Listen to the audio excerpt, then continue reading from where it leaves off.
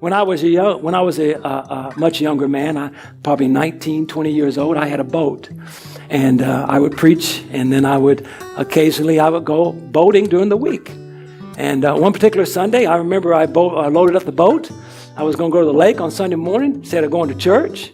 And I remember picking my brother-in-law up and picking my brother up. And we were going to the lake. And I remember the last words that my mother said to me as we were going down the street. "You should be going to church." That ruined our day in more ways than you could ever imagine. Blew our motor up. Did all kinds of havoc. Steering wheel came off the boat. I mean, it was chaos the whole day.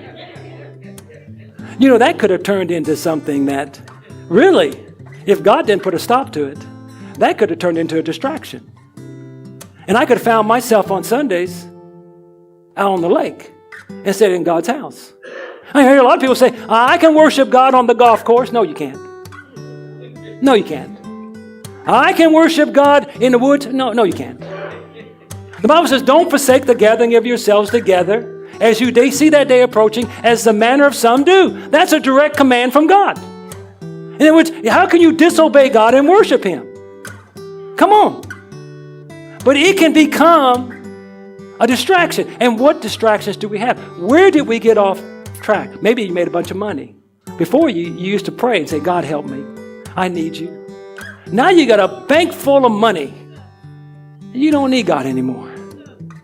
And that good job that you got, that you just seem to be raking in the dough, it's become a distraction for you.